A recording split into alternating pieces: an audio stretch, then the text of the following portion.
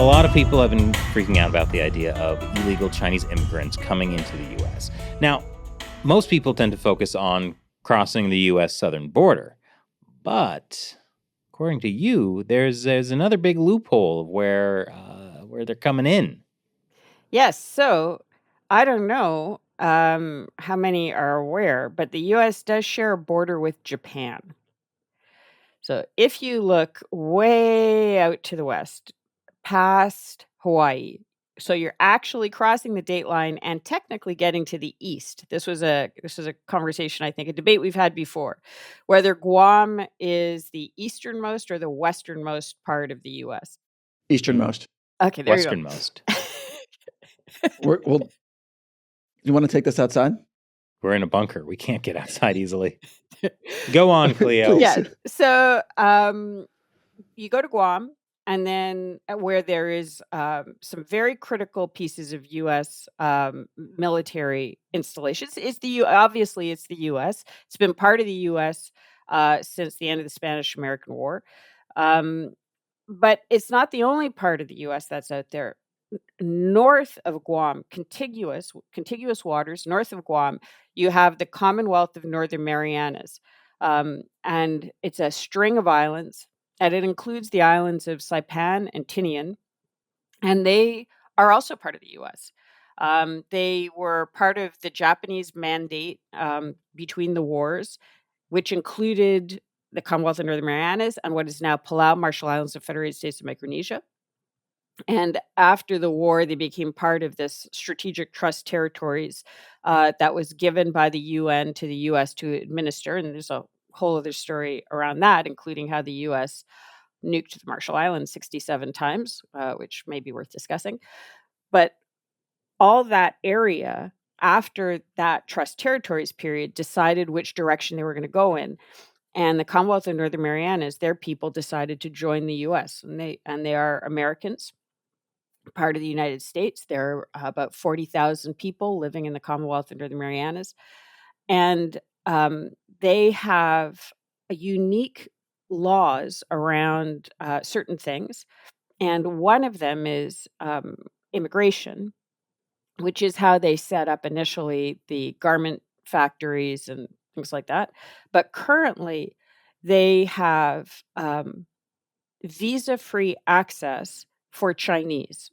So if you're a Chinese tourist and you want to go visit Saipan, where there used to be a huge Chinese casino industry, the Chinese-linked casino in Saipan was running more money than the casinos of Macau, which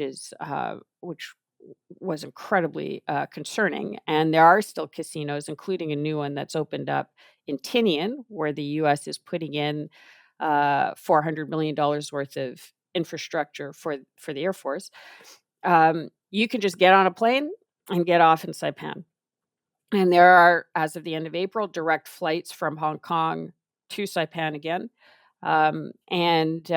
What we're seeing is there's maximum supposed to stay 14 days for business or tourism, but an increasing number are illegally getting on boats, because from there they're just supposed to stay in CNMI and going to Guam, and there have been verified at least several hundred, but possibly quite a bit more.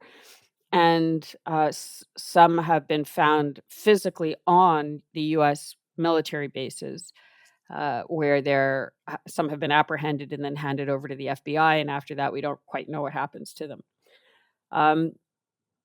This is a deep, deep concern because for a lot of reasons. But if you're looking at a Taiwan contingency, if you're looking at taking Taiwan, which rumors are the Chinese may be interested in, your biggest problem is Guam, because Guam is one of it's where this majority of assets that can cause you problems are located. And we've seen them try to disable Guam through Volt Typhoon, through cyber, things like that. But having people on the ground, being able to hit unhardened infrastructure being able to kill those planes before they take off the ground, for example, would be extremely helpful. So if one of your biggest targets is Taiwan and one of your biggest problems is Guam, being able to slip into Guam without anybody being able to identify you, not passing through any borders where you're doing any background checks or anything like that, is very helpful. So this is a really serious issue. The governor of CNMI, Commonwealth of Northern Marianas, would like it stopped, would like the Chinese coming into that part of the US to require visa like they do everywhere else in the US. And it's a decision to be made by Homeland Security. There was a letter from over 30 members of Congress asking for this loophole to be closed, and they won't do it. So Do you have any idea why? So the letter from Homeland to the members of Congress explaining why says that the Chinese tourists were a big contributor to the economy of CNMI in 2008-2009 period. And so that's why. Wait, hang on.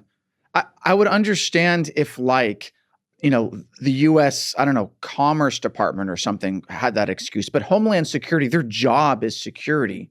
So what is their concern about the economy? Economic security the most important type of security, Matt? Well, this is the opposite of economic security. Yeah, it isn't is. But it's also interesting to me that if the governor of the Commonwealth of Northern Marianas Islands doesn't want them to have That this should have some loophole, sway. like if the people of this area are saying no, then yeah, it just seems very odd.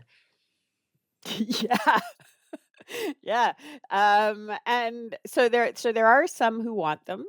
And that would be the Chamber of Commerce of CNMI, who are very vocal about wanting people from China to come in without a visa. Now, remember that it's not as if requiring a visa means it's going to kill tourism, right? It just means that you might have to plan your vacation a week in advance, or you can apply for a visa to do tourism. It's not a big deal. So that kind of argument goes by the wayside. And the argument of the governor is that Chinese tourism is very unstable as a basis for an economy. And he points to Palau, for example, where China pulled all its tourists and tried to crash the economy, and saying that potentially there could be geopolitical issues that would make restrictions on tourists from China happen. And that in the past, they used to have the same deal for Russians, where Russians could arrive in CNMI without a visa. And that one was pulled. So just from an economic argument perspective, it doesn't really make sense.